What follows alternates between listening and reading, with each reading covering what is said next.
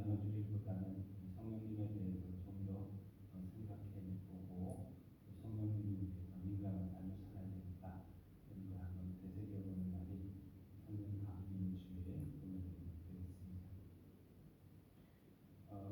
뭐든지 상대에 대해서 알면 알수록 더 친숙해지고 또 신뢰가 가고 또 그와 함께하고 마음이 생기게 되죠.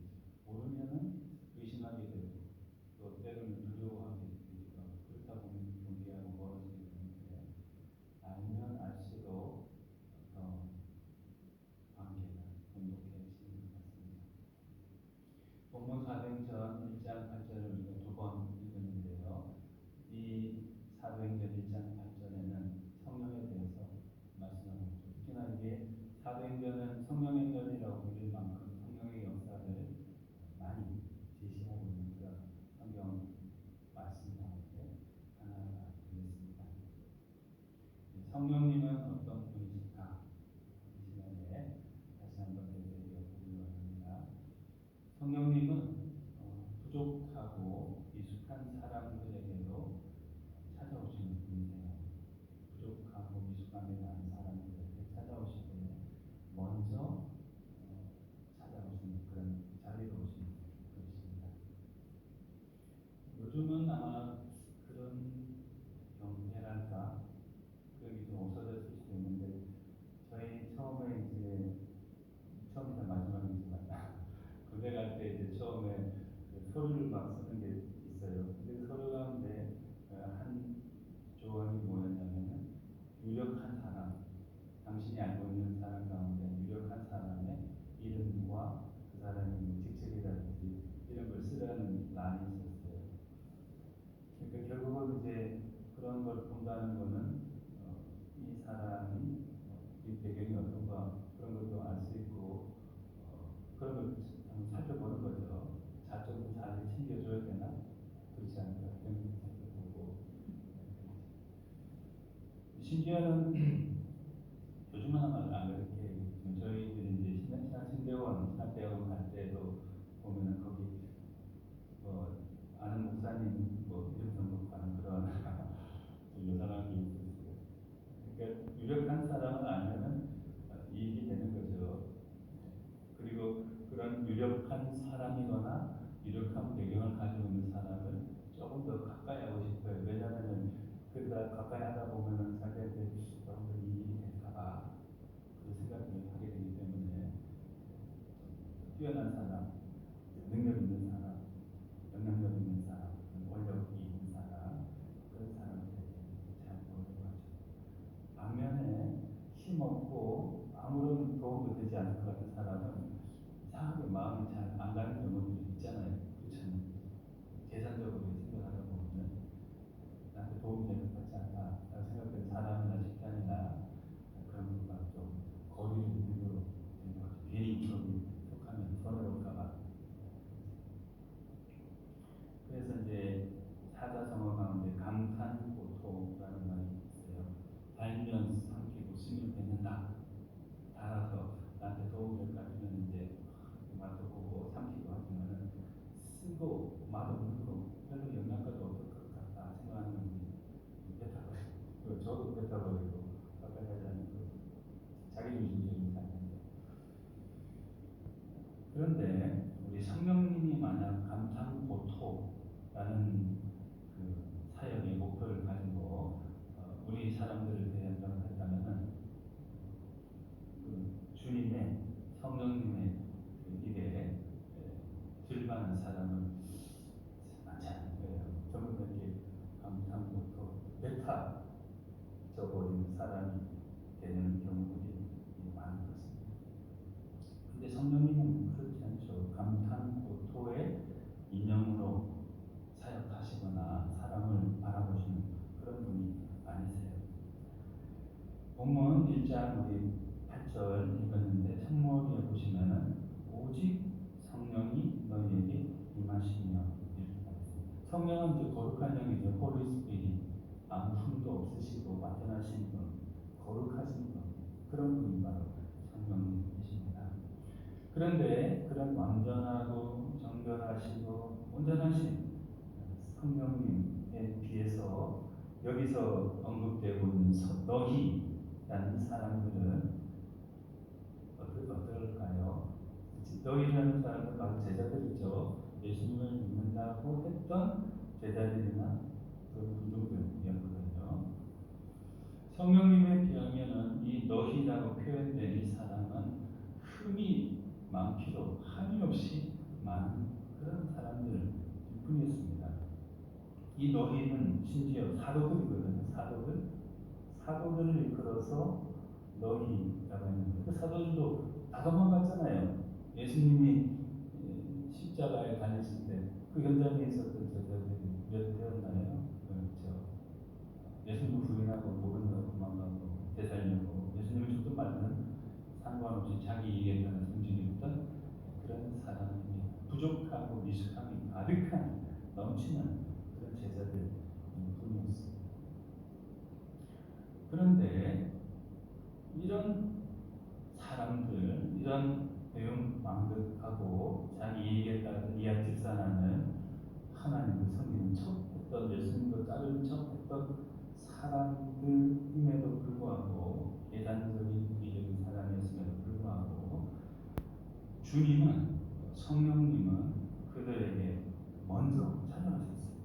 성경에 보면은 주님이 성령님이 오시기 전에 자기들이 성령님을 찾으러 갔다, 제자들이 찾으러 갔다 이렇게 표현되어 있지 않습니다.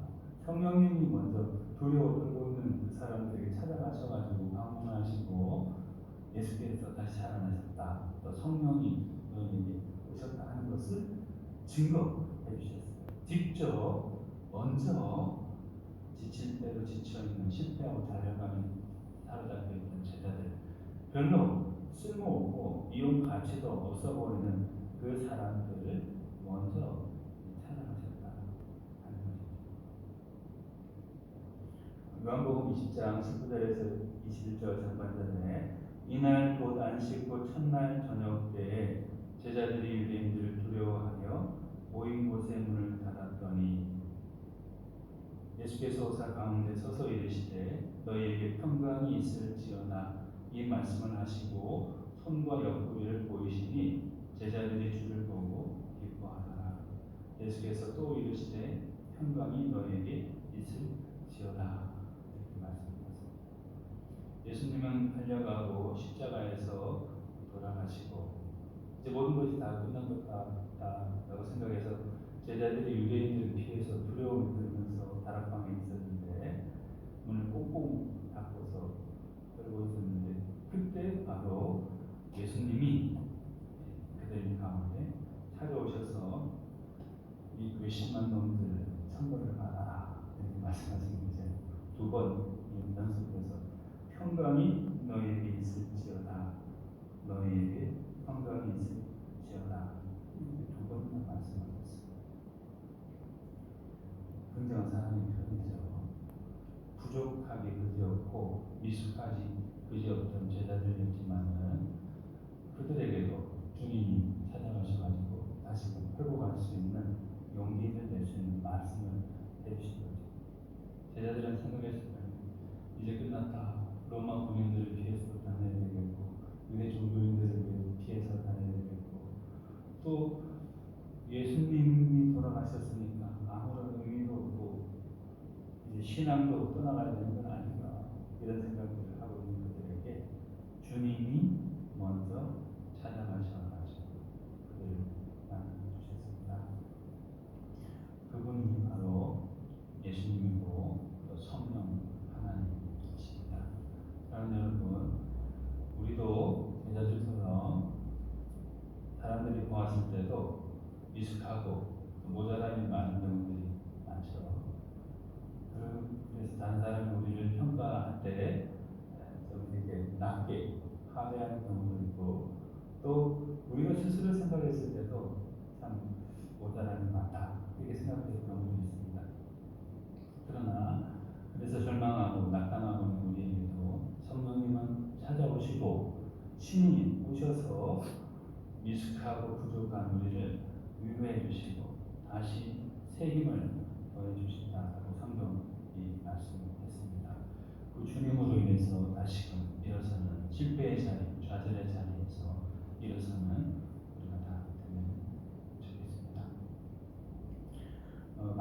말씀드렸지만은 우리 성령님은 또 우리에게 힘과 능력을 더해주십니다. 초대교회 시기에 그리스도인은 굉장한 소수자에 불과했어요. 유대인들에 비해서도 소수자이고 로마 제국에 비해서도 소수자의 소수자일 뿐이었던 그들이었습니다. 그렇기 때문에 여러 가지 많은 어려움을 겪게 되었죠. 예를 들면 조금 성경 시대보다 조금 더 후대이긴 하지만은 연속되는 그 시기에 굉장한 박해 사건들이 초대교회에 있었어요. 초대교회 10대 박해 사건이라고 보통 불리는데 64년 네로 황제 때 굉장히 그리스도인들을 많이 박해했죠. 그래서 자기의 궁전을 밝히기 위해서 그리스도인들을 묶어가지고 기름을 붓고 불을 지폈죠. 인간 횃불로 자기의 궁전을 밝히는 도구로 그리스도인들을 많이 줬다.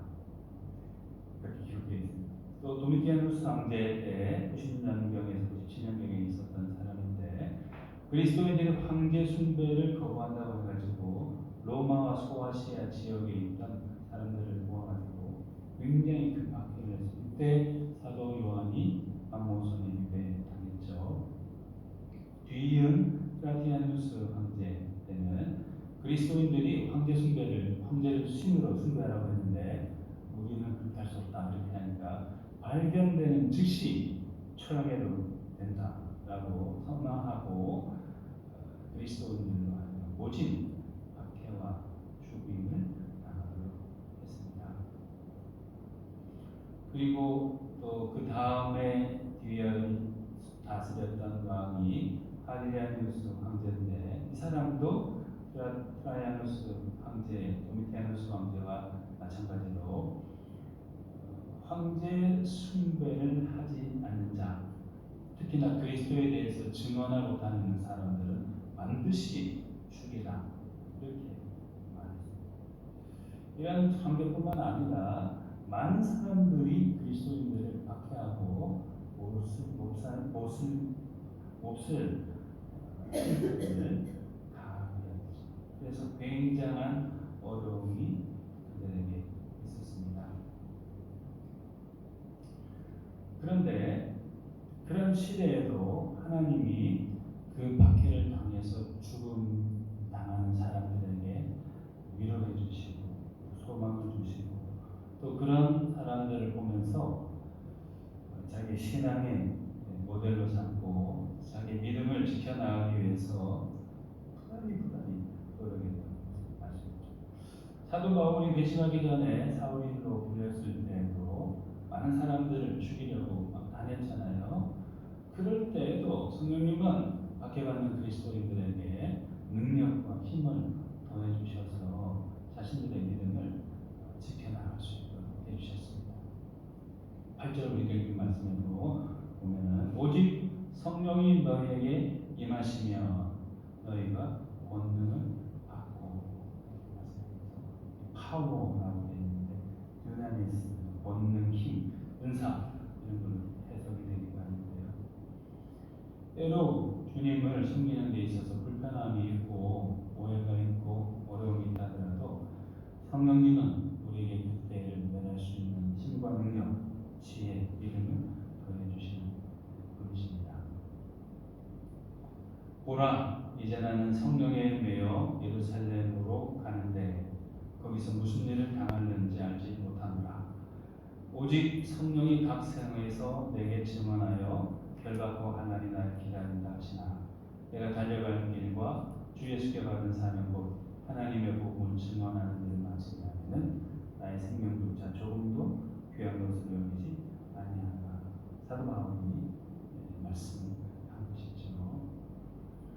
여러 가지 많은 어려움, 생명의 위협도 있지만 성령님께서 자신에게 능력과 힘을 더해 주실 것이다 라는 확신 속에서 자기에게 주어진 십자가의 길을 묵묵히 잘 걸어갔고 믿음을 지키는 사람, 또 믿음을 사람들이 갖도록 돕는 역할을 하는 그런 사람이 되었습니다.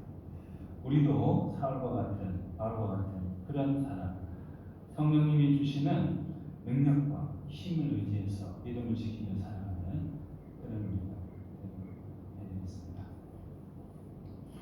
또 성령님은 어떤 분이시죠? 성령님은 연약한 우리를 예수님을 부인하기까지도 하는, 모른 채 하기까지 하는 우리를 다시금 이렇게 세우셔서 주님의 증인이 되게 하시고 사람을 살리는 일꾼이 되게 하십니다.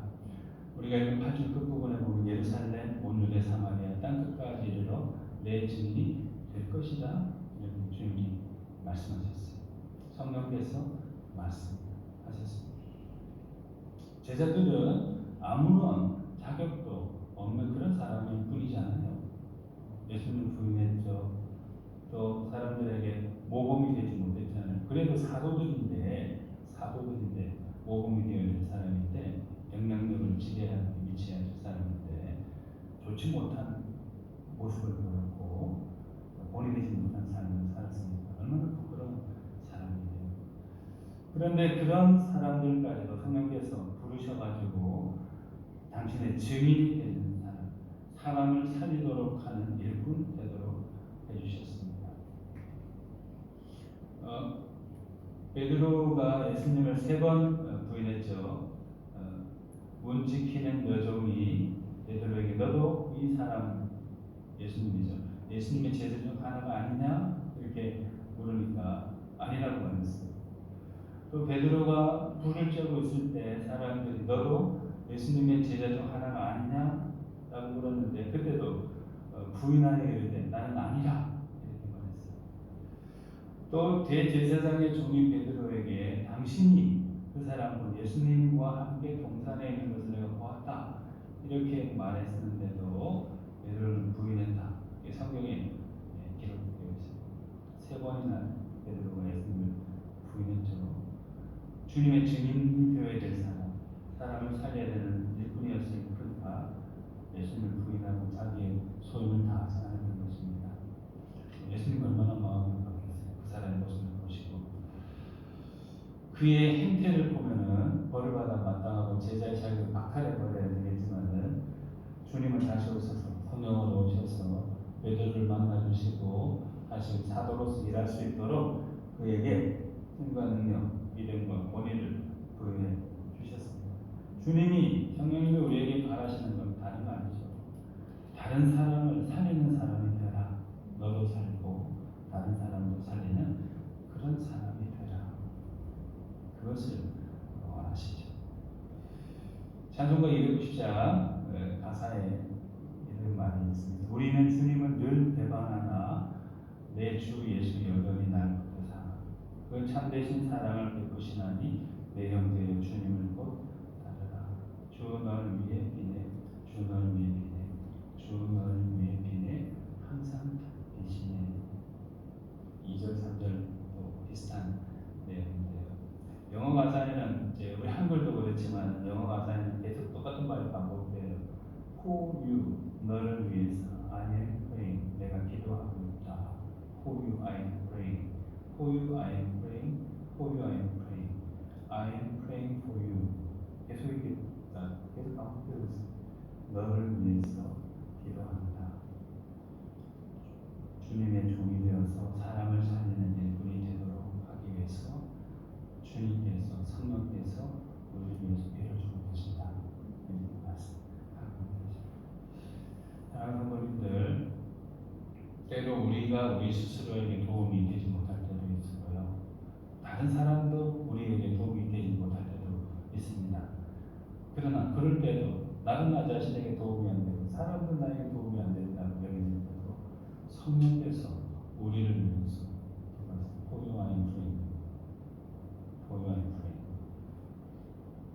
우리 주님이 우리를 위해서 빌어주시고 우리를 다시 세우사 다른 사람을 살리는 일꾼이 되게 주십니다. 그 일을 우리가 잘 감당하는 그런 사람 되도록 인사드리겠습니다. 우리 함께 기도하시겠습니다. 사랑이 많으신 하나님